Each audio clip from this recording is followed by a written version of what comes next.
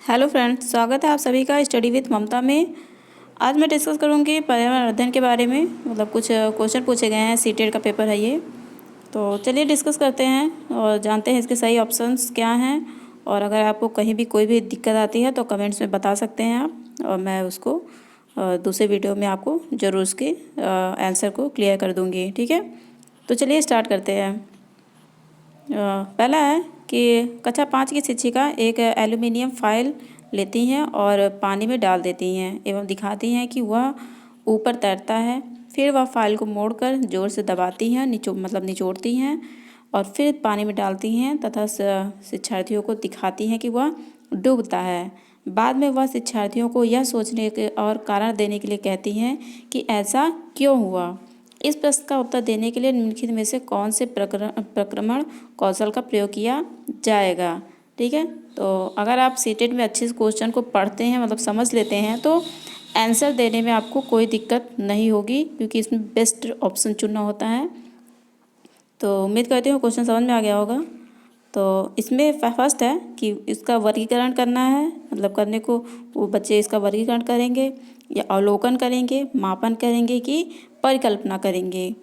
तो यहाँ वर्गीकरण नहीं हो रहा है, ठीक है, क्लासिफाइड नहीं किया जा रहा है, और ना ही ऑब्जर्वेशन तो हो रहा है, लेकिन वहाँ पे उसकी कारण देने भी हैं। सोचने तो हैं ही, और देखना है, सोचना है, उसके कारण भी देने को कह रहा है। तो वहाँ पे अवलोकन नहीं होगा, मापन भी नहीं हो रहा है। तो यहाँ से सबसे सही ऑप्शन है क्या है, परिकल्पना। ठीक है, तो बेस्ट ऑप्शन इसका हो जाएगा 1 मिनट, परिकल्पना, फोर्थ ऑप्शन। ठीक है, फिर नेक्स्ट बढ़ते हैं। इसमें नेक्स्ट है पर्यावरण अध्ययन की शिक्षा शास्त्र के संदर्भ में सिवाय डैश है कि निम्नलिखित सभी वांछनीय अभ्यास हैं। तो इसमें डैश की जगह पे क्या होना चाहिए, तो इसका सही ऑप्शन होगा कि वास्तविक अवलोकन के स्थान पर पाठ्य पुस्तकीय ज्ञान की श्रेष्ठता को स्वीकार करनी। तो इसके सिवाय बाकी सारे ऑप्शन सही होंगे। तो यहाँ पे वांछनीय पूछ रहा है, मतलब गलत क्या है, तो यहाँ पे सेकंड ऑप्शन सही हो जाएगा, वास्तविक अवलोकन के स्थान पर पाठ्य पुस्तक ज्ञान की श्रेष्ठता को स्वीकार करना। ठीक है, जबकि आप रियलिटी अगर बच्चों को दिखाते हैं तो वो बेहतर समझ पाते हैं। तो यहाँ पे ये ऑप्शन गलत हो जाएगा। ठीक है, सेकंड ऑप्शन। फिर नेक्स्ट है, महेश कक्षा 4 के शिक्षक हैं। वे वृक्ष संरक्षण, मतलब आपको ऑब्जर्वेशन करने को बोला, ट्री को देखें, उसको समझें कि अवधारणा पर शिक्षार्थियों को संवेदनशील बनाने के लिए योजना बनाते हैं, और निम्नलिखित में से कौन सी एक गतिविधि इस उद्देश्य के लिए सर्वाधिक उपयुक्त है। तो यहाँ पे कौन सी गतिविधि सर्वाधिक उपयुक्त है, तो फर्स्ट है एक पौधे को अपनाने और उसका पोषण करने के लिए प्रत्येक शिक्षार्थी को अभिप्रेरित करना। बिल्कुल सही ऑप्शन है, क्योंकि नीचे के सारे तीनों ऑप्शन अगर देखें तो पोस्टर प्रतियोगिता हिस्सा लेने के लिए, समूह चर्चा करने के लिए और वाद विवाद करेंगे, इस तरह की योजना बनाएंगे। तो सबसे बेस्ट ऑप्शन है कि पहला एक पौधे को अपनाने, मतलब एक पौधा बच्चा लगाए, उसको खाद पानी दे, उसकी देखभाल करे, तो वो उससे अभिप्रेरित करना, मतलब उसके प्रति वो अभिप्रेरित होगा। ठीक है, तो सबसे बेस्ट ऑप्शन है फर्स्ट। फिर नेक्स्ट बढ़ते हैं। पर्यावरण अध्ययन में बच्चे शिल्पकला और चित्रकला को समूह में सीखना विशेष रूप से पसंद करते हैं। क्यों? क्योंकि यह सहपाठी अधिगम को बढ़ावा देते हैं, मतलब साथ पढ़ेंगे बच्चे तो जब बेहतर सीखेंगे। और सेकंड है, यह सामाजिक अधिगम को बेहतर बनाता है। और थर्ड है, जब बच्चों की सृजनात्मकता की प्रशंसा की जाती है तो वे खुश होते हैं और उसके प्रति प्रेरित भी होते हैं। ये भी सही है। डी है, यह कक्षा में अनुशासन को बढ़ाता है। तो डी ऑप्शन गलत हो जाएगा। ठीक, यहाँ पे दिया है ए, बी और सी। ठीक, अगर डी भी देता साथ में तो आप लगा सकते थे, लेकिन अगर ए, बी, सी दिया है तो आप सही ऑप्शन सेकंड होगा। फिर नेक्स्ट बढ़ते हैं। प्रयोग करना आकलन का एक संकेतक है। निम्नलिखित में से कौन सा एक प्रयोग करने संबंधित संकेतक का आकलन करने का सबसे उपयुक्त तरीका है, मतलब सबसे सही तरीका है कि आप प्रयोग द्वारा उसका आकलन करें। तो आप जब कोई एक्सपेरिमेंट करते हैं तो अपने अगर हाथों से करके देखते हैं उसको, चाहे वो किसी चीज़ को माप रहे हो या किसी भी तरह का प्रयोग कर रहे हो, तो आप अगर अपने हाथों से करते हैं, मतलब हस्तपैक गतिविधि सबसे बेस्ट ऑप्शन है इसका। ठीक, थर्ड ऑप्शन। फिर नेक्स्ट है, प्राथमिक कक्षाओं में शिक्षार्थियों के पास अनेक प्रकरणों में अनेक वैकल्पिक अवधारणाएं होती हैं, जैसे सजीव निर्जीव, जल चक्र, पौधे आदि। इन वैकल्पिक अवधारणाओं के स्रोत हो सकते हैं, क्या हो सकते हैं? परिवार एवं समुदाय, बी है पाठ्य पुस्तक, अन्य पुस्तकें, शिक्षक कहानियाँ एवं कविताएं। तो इसके सभी ऑप्शन सही होंगे, ए बी सी डी, मतलब फर्स्ट ऑप्शन। ठीक है, फिर नेक्स्ट बढ़ते हैं। कांच के जार तथा बोतलों को उनमें अचार भरने के पूर्व सूर्य की धूप में अच्छी तरह से सुखाया जाता है। ऐसा क्यों होता है? और तो देखते हैं। फर्स्ट है, इनमें धूल को हटाने के लिए, नमी को पूर्णतः हटा दिया जाए नमी को, और फिर अचार को स्वादिष्ट बनाने के लिए, या फिर उनके तापमान में वृद्धि करने के लिए। तो आप सभी के यहाँ ये अचार बनते होंगे, मम्मी लोग बनाती हैं, तो आप देखते होंगे कि जिसमें अचार रखा जाता है उस बोतल को पहले धूप में सुखाते हैं, क्योंकि उसमें से नमी पूरी तरह से हट जाए। ठीक है, तो सेकंड ऑप्शन सबसे सही है। उसमें अगर नमी बनी रहेगी तो क्या होगा? अचार खराब हो सकता है। ठीक, फिर नेक्स्ट है। रेनू की दादी उसे एक सूखा कुआं दिखाते हुए बताती हैं कि 15 से 20 वर्ष पहले कुएं में पानी था, लेकिन अब यह पूर्णतः सूख गया है। कुएं में पानी सूखने का क्या कारण हो सकता है? यह हो सकते हैं, तो क्या कारण हो सकता है कि पेड़ों, कुओं और उनके आसपास के स्थान मिट्टी को अब सीमेंट से ढक दिया गया है। और दूसरा है, आसपास के इलाके में बहुत सारे बोरिंग पंप लग गए हैं, या फिर प्रत्येक व्यक्ति के घर में अब नल होने के कारण कोई भी कुएं का प्रयोग नहीं करता है। तो सी ऑप्शन गलत हो जाएगा, क्योंकि अगर आप कुएं में से पानी नहीं निकालते हैं तो इसका मतलब ये नहीं कि कुआं सूख जाएगा। तो ऊपर के दोनों ऑप्शन क्या हैं? ये इसका कारण हो सकता है कि ए और बी कि कुआं जो सूखा है, वो बोरिंग पंप लग गए हैं अगल बगल, या फिर पेड़ पौधे लग गए हैं, उसको सीमेंट से ढक दिया गया है। ठीक है, तो सॉरी फोर्थ ऑप्शन इसका सही होगा। ठीक है, फोर्थ ऑप्शन सही है, ए और बी। फिर नेक्स्ट है, बगुला भैंस पर बैठता है क्यों? क्योंकि बगुला जो होता है वो भैंस के सहजीवी का संबंध है इसका। ठीक है, बगुला और भैंस के सहजीवी का संबंध है, मतलब फोर्थ ऑप्शन इसका सही होगा। फिर नेक्स्ट है, निम्नलिखित में से जड़ का कौन सा कार्य पौधे के लिए नहीं है? ह्यूमस उपलब्ध कराना, पौधों को सहारा देना, जल में खनिजों का अवशोषण करना, या भोजन भंडारण संचित करना। तो भोजन भंडारण का संचरण जो जड़ नहीं करता है वो पत्तियां करती हैं। तो फोर्थ ऑप्शन ये गलत हो जाएगा, इसमें नहीं पूछा है, तो फोर्थ ऑप्शन गलत है। ठीक, फिर नेक्स्ट है, कर्णम मल्लेश्वरी के विषय में नीचे दिए गए कथनों पर विचार कीजिए। कर्णम मल्लेश्वरी के बारे में अगर आप लोग जानते होंगे तो सही बता सकते हैं, क्योंकि वह अंतर्राष्ट्रीय ख्याति प्राप्त भारोत्तोलक मतलब वेट लिफ्टर हैं। वह कर्नाटक की हैं, उनके अपने नाम बहुत से रिकॉर्ड बनाए हैं, और वह 130 किलो वजन भार उठा सकी थी। ठीक है, और जब वह 12 वर्ष की थी तभी से वह भार उठाने का अभ्यास करने लगी थी। तो ए, सी और डी सही होगा, क्योंकि वो कर्नाटक की नहीं थी बल्कि आंध्र प्रदेश की रहने वाली थी। और भारोत्तोलक मतलब वेट लिफ्टर तो है ही, और 130 किलो ओलंपिक में इन्होंने कांस्य पदक जीता था, 130 किलो का वजन उठाकर। ठीक है, पहली बार कांस्य पदक इन्होंने जीता था। फिर तो ए, सी और डी सही ऑप्शन होगा, ए, सी और डी। फिर नेक्स्ट है, सीढ़ीदार कुएं अथवा बावली जो भी बनाई जाती है संबंधित निम्नलिखित कथन दिए गए हैं। ए है, वे जड़ भंडारण संरक्षण की पारंपरिक व्यवस्था है। सामुदायिक स्रोतों के रूप में इनका प्रयोग होता है, बिल्कुल सही। उनका निर्माण मुख्यतः वर्षा रहित राज्यों में होता है, मतलब जहाँ पे पानी ज़्यादा नहीं बरसता, जैसे राजस्थान वाले इलाके हो गए, कई सारे इलाके वहाँ पे हैं। तो या फिर ठीक है, फिर डी है, इनमें केवल संदूषित जल होता है। तो डी ऑप्शन गलत हो जाएगा, क्योंकि ए, बी, सी इसका सही ऑप्शन है कि बावड़ी ऐसी जगह बनाई जाती है क्योंकि वो समुदाय मतलब कैसा वहाँ के लोग उसको यूज कर सके, मतलब ए, बी और सी सही ऑप्शन है। ठीक है, फिर नेक्स्ट है, वर्ली एक पारंपरिक कला का प्रकार है। वर्ली नामक स्थान किस राज्य में है? तो वर्ली जो है वो महाराष्ट्र राज्य में है, फोर्थ ऑप्शन। फिर है तमिलनाडु के निकटवर्ती या समीपवर्ती राज्य कौन कौन से हैं, मतलब इसमें ऑप्शन दिए हैं वो कौन कौन से हो सकते हैं यहाँ पे।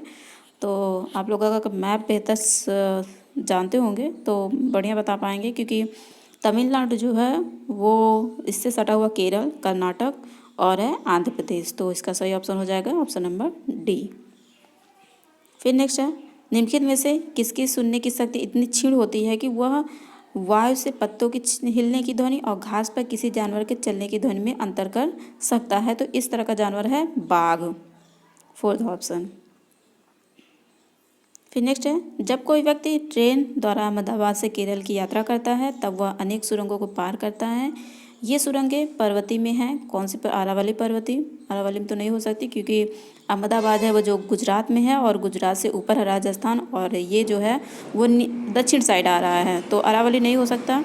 पश्चिमी घाट भी नहीं हो सकता क्योंकि केरल जो है वो दक्षिण में पड़ता है, और पूर्वी घाट हो सकता है क्योंकि पूर्वी घाट जो है वो ये केरल अहमदाबाद जो पूरब साइड ही पड़ते हैं, ठीक है। और विंध्याचल नहीं हो सकता क्योंकि विंध्याचल जो है वो आपका उत्तर साइड पड़ जाएगा, ठीक। तो सही ऑप्शन है पूर्वी घाट इसमें। फिर नेक्स्ट है पृथ्वी गोल है, वास्तव में पृथ्वी जब ऊपर नीचे कुछ नहीं होता, केवल सापेक्ष होता है। वह हम भारत के लोग हैं, तो डैश है कि लोग के सापेक्ष उल्टे हो सकते हैं। तो किसके सापेक्ष ऐसी कौन सी कंट्री है जो भारत के जस्ट अपोजिट है, तो इस तरह की कंट्री अर्जेंटीना, ठीक है। अर्जेंटीना जो है वो भारत के जस्ट अपोजिट है, अपोजिट साइड है, तो थर्ड ऑप्शन। नेक्स्ट है मच्छरों के प्रजनन को रोकथाम के लिए ठहरे पानी पर तेल डालने की सलाह दी जाती है, ऐसा क्यों किया जाता है, ठीक है। तो ऐसा इसलिए किया जाता है कि तेल जो है वो ऑक्सीजन की आपूर्ति को घटा देता है और इससे मच्छरों की प्रजनन जो है वो थम जाती है, तो इससे जो भी लार्वा होते हैं वो नष्ट हो जाते हैं उनके, तो मच्छर की पैदावार वहाँ पे मतलब जो भी होते हैं मच्छर वो मर जाते हैं। तो सही ऑप्शन हो जाएगा फोर्थ। निम्नलिखित में से कौन सा कीट मधुमक्खियों की भांति कॉलोनी मतलब बस्ती बना के एक साथ नहीं रहता है, तो चींटी, दीमक, मकड़ी या ततैया मतलब बर्रा, जो भी आप पीली पीली बर्रे होती है।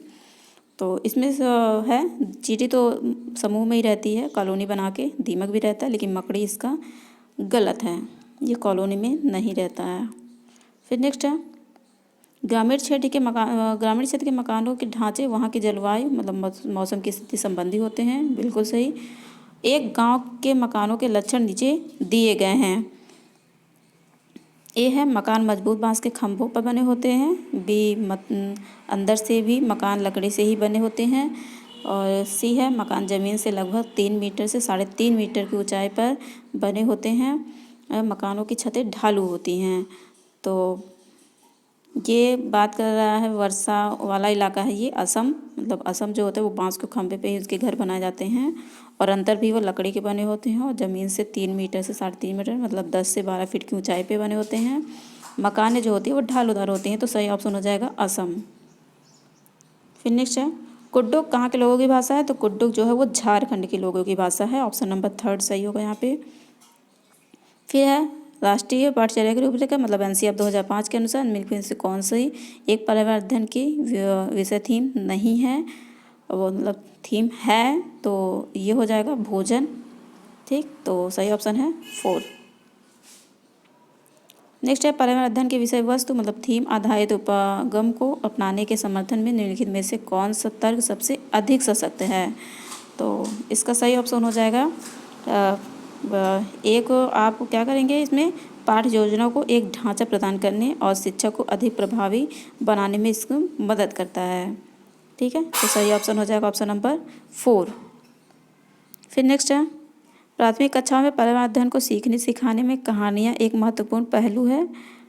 पर्यावरण अध्ययन के कक्ष में कहानी सुनाने को शिक्षण कौशल के रूप में सम्मिलित करने के लिए निम्नलिखित में से कौन सा सबसे कम उपयुक्त कारण है, तो इसका हो जाएगा कहानियाँ पर्यावरण अध्ययन अवधारणाओं से संबंधित जोड़ने के लिए संदर्भ उपलब्ध कराती हैं, तो इसका जो हो जाएगा वो थर्ड ऑप्शन सबसे कम उपयुक्त है ये। फिर नेक्स्ट है पर्यावरण अध्ययन पाठ्य पुस्तक की विषय वस्तु में यहाँ पे क्या मतलब आगे क्या है, परिभाषाओं व्याख्याओं को दूर रखा जाना चाहिए, बिल्कुल सही। मतलब कोई किसी प्रकार कोई डिफिनेशन या आप लेक्चर नहीं देंगे वहाँ पे। फिर नेक्स्ट है रटकर सीखने को हतोत्साहित करना चाहिए, मतलब इस पर जोर ना दिया जाए कि बच्चे रटकर उसको सीख लें। फिर सी है बच्चों को प्रश्न करने और खोजने का मौका मिलना चाहिए, बिल्कुल सही, खोजने का मौका मिलना चाहिए। और डी है बच्चों को केवल लिखित जानकारी दी जानी चाहिए। तो डी जो है इसका गलत हो जाएगा, ए बी सी सही ऑप्शन है, थर्ड ऑप्शन। फिर नेक्स्ट है निम्नलिखित में से कौन सा कथन आकलन प्रक्रियाओं के बारे में सबसे कम उपयुक्त है। तो इसका सबसे कम उपयुक्त कारण क्या हो सकता है, ये है जो है सीखने के संकेतों को और उप संकेतों की सूची बनाना, रिपोर्टिंग को अधिक विस्तृत बनाना है। फिर ठीक, अच्छा या बहुत अच्छा जैसी टिप्पणियाँ बच्चों को सीखने के बारे में एक क्या करती हैं, एक समझ प्रदान करती हैं। फिर थर्ड है बच्चों को पोर्टफोलियो में केवल उनके सबसे बेहतर कार्य को ना होकर सभी कार्य होने चाहिए, बिल्कुल सही। और फोर्थ दे रहा है बच्चों को निजी विवरण और व्यक्तिगत पृष्ठपोषण देना वांछनीय अभ्यास है। तो फीडबैक देना वांछनीय अभ्यास नहीं हो सकता, फीडबैक मिलना चाहिए, ठीक है। तो इसका सबसे कम उपयुक्त है फोर्थ। फिर नेक्स्ट है दिए गए प्रश्न को ध्यान से पढ़िए। क्या आपने अपने घर या स्कूल के आसपास जानवर देखे हैं, उनके जिनके बच्चे होते हैं, अपने नोटबुक में उनका नाम लिखिए। इस प्रश्न के माध्यम से किस प्रक्रमण कौशल का आकलन किया गया है। तो इसमें किया गया है कि बच्चे इस चीज़ का अवलोकन करें कि किन के बच्चे होते हैं या किस बच्चों को वो जानते हैं। तो ये हो जाएगा अवलोकन और इसकी रिकॉर्डिंग, ठीक है, सी ऑप्शन। फिर नेक्स्ट है पर्यावरण अध्ययन की अंतर विषय प्रकृति पर्यावरणीय मुद्दों को डैश द्वारा संबोधित करती है। पर्यावरण अध्ययन जो अंतर विषय है इसमें मतलब सबको मिक्स करके इसमें पढ़ाया जाता है। तो क्या कौन कौन से सब्जेक्ट इसमें इंक्लूड किए जा सकते हैं या हैं, तो वो है विज्ञान, सामाजिक विज्ञान और पर्यावरण शिक्षा की विषय वस्तु और पद्धति के इसमें प्रयोग किए गए हैं, इससे संबंधित है। तो सी ऑप्शन बेटर है, थर्ड ऑप्शन। फिर नेक्स्ट है कक्षा 5A के शिक्षक एक सवाल देते हैं कि पेड़ों के 5 लाभ लिखिए, जबकि कक्षा 5B के शिक्षक निम्न सवाल देते हैं कि क्या होगा अगर धरती पे पेड़ ही ना हो, ठीक है। तो इस तरह के क्वेश्चन जो है वो सवालों की प्रकृति कैसी है। तो ये है ए मुक्त अंत वाला है, अभिसारी है, मतलब आप इसको फिक्स कर दिया गया है। अभिसारी मतलब आप को जितना दिया गया है बस आप उतना ही सोचिए और उतना ही लिखिए, मतलब अंत कुछ भी लिख सकते हैं आप 5 लाभ में। तो ये अभिसारी है। और बी जो है वो बद्ध अंत वाला है, मतलब क्या होता आप पेड़ ना होते, मतलब पेड़ के बारे में लिखना है, लेकिन डाइवर्जेंट है वो, आप डाइवर्जेंट थिंकिंग होती है कि आप कुछ भी सोच सकते हैं, मतलब कहीं से भी इससे रिलेटेड ही होना चाहिए, लेकिन आपकी सोच जो है वो काफ़ी दूर तक जा सकती है, आप इसके बारे में काफ़ी कुछ सोच सकते हैं, ठीक है, बता सकते हैं यहाँ पे, ठीक है। तो ये इसका सही ऑप्शन हो जाएगा ए, मतलब फर्स्ट। कक्षा ए के पाठ पर्यावरण अध्ययन में शिक्षार्थियों के आकलन के बारे में निम्नलिखित में से कौन से सत्य हैं। तो इसका है ए है मौखिक परीक्षाएं, क्योंकि हो सकता है कि बच्चे लिखने में सक्षम ना हों। ड्राइंग, क्योंकि बच्चों को इसमें आनंद आता है। अवलोकन, शिक्षकों का अवलोकन रिकॉर्डिंग। या फिर है किसी को ना रोके नीति के ध्यान में रखते हुए आकलन को की कोई आवश्यकता नहीं है। तो इसका हो जाएगा इसमें नीचे दिया गया है ए बी और सी, क्योंकि मौखिक परीक्षाएँ उसमें होनी चाहिए, क्योंकि हो सकता है कुछ बच्चे मतलब फर्स्ट क्लास के हैं तो कुछ को लिखना नहीं आ सकता, वहाँ पे अच्छे से लिख नहीं पाते हैं वो। तो ए बी और सी इसका सही ऑप्शन हो जाएगा ऑप्शन नंबर 4, ठीक। तो ये रहे कुछ 30 क्वेश्चन पर्यावरण अध्ययन के। जल्द मिलेंगे नेक्स्ट वीडियो में किसी और पेपर के साथ। तो चलिए लाइक सब्सक्राइब कर दीजिए अगर अच्छा लगे तो। चलिए मिलते हैं नेक्स्ट वीडियो में, थैंक यू।